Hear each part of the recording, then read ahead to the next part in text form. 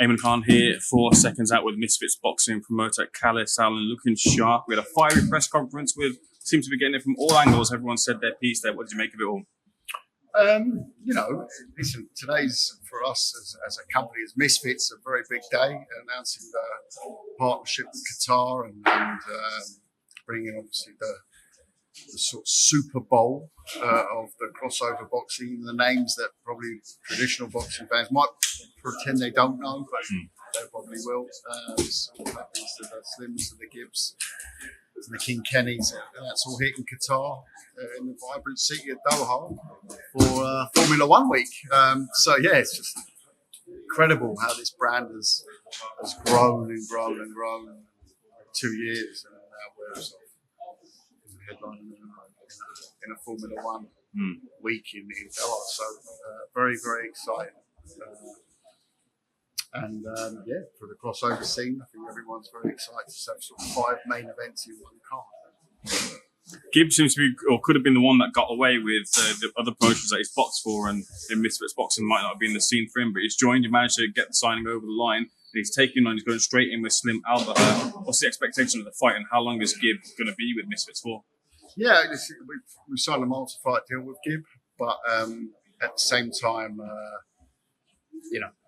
without being very big-headed in this action, I will be big-headed for once. I think Misfits are sort of taken over the scene totally, so I wouldn't really know where else to go. But at the same time, I think he's a massive name in this space who hasn't been on Misfits yet. Probably the last one that hasn't been on Misfits. That's it's exciting. We're super excited to have him as part of the Misfits ecosystem, but he won't care about that. He's here to try and dethrone Slim in the first fight. And, I guess in a way show that Misfits wasn't Misfits until he turned up, which I get and I love the storyline to it. So it'll be very exciting.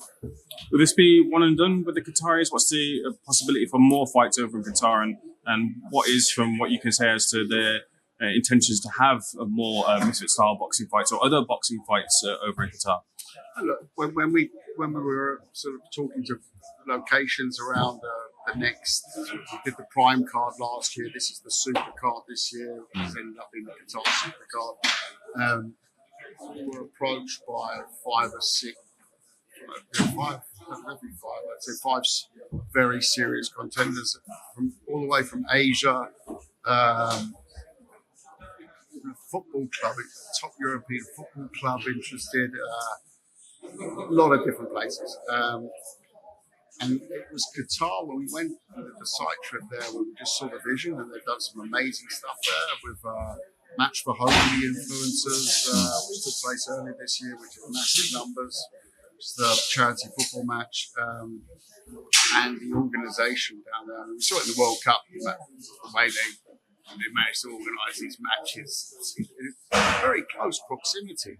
If you haven't been to Doha, you need to go, because it's just got everything there.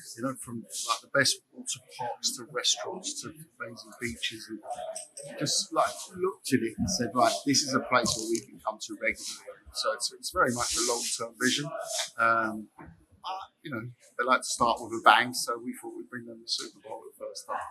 A bang indeed, and Kalle, was sort of push for a little bit of time. I'd like to get your thoughts on the card last weekend. First of all, I'll get your thoughts on an interest of yours specifically, because a fighter of yours was brought up in Lyndon Arthur as a bit of a measuring stick as to how a fight might go between Ben Whittaker and Liam Cameron. And it wasn't, there's a lot of controversy coming out of that fight as well too, and Lyndon Arthur has since had to say on social media. But first of all, what did you make of the fight, and what did you make of the tumble over the top rope as to Ben Whittaker's position in that fight as well too?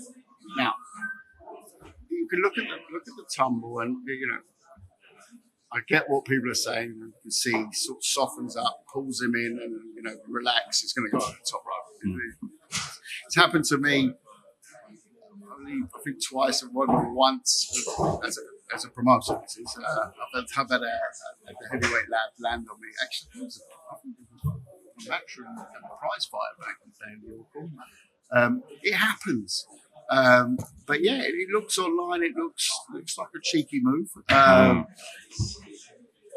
Again, I get the storyline that people are making out. I'm could well be the case. I would say let's judge Ben Whittaker by whether he takes the fight again, not by the doctor report now or the lack of the doctor report or some doctor report that we see that shows he's done the ankle or whatever it is that he said he felt he had done his knee, whatever it was. But it's more about just the reaction.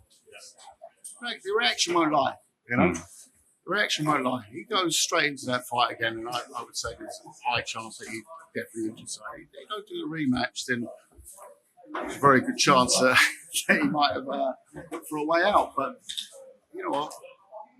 Everyone knows he's a very skilled fighter. That hasn't changed. The question is, Liam Cameron is a fella who is definitely going to lose on the skill side of things.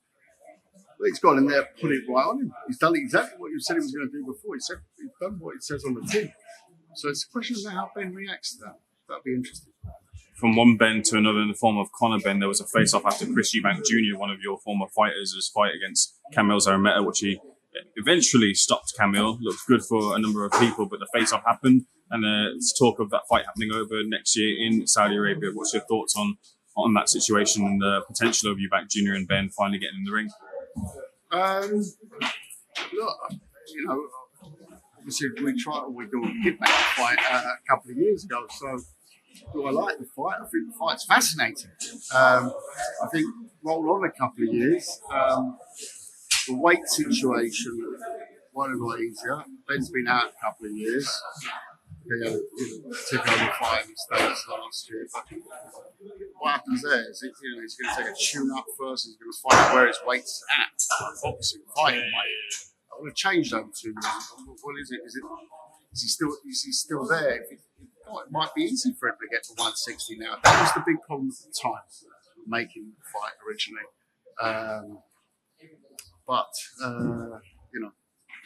I'll watch on and I hope it gets made because I would like to see the fight actually happen.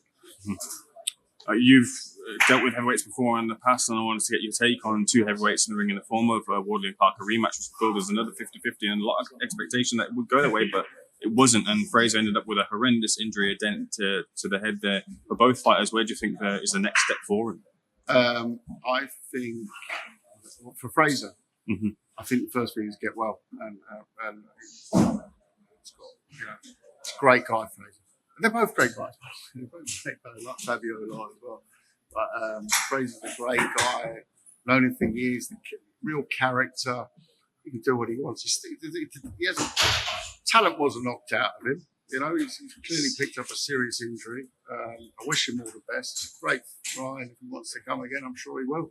But at the same time, I'm sure he's done well financially out of the 2 fights. So yeah. Very lastly, Peterbia Bibble, right man win? No, the right man did not win, in my opinion.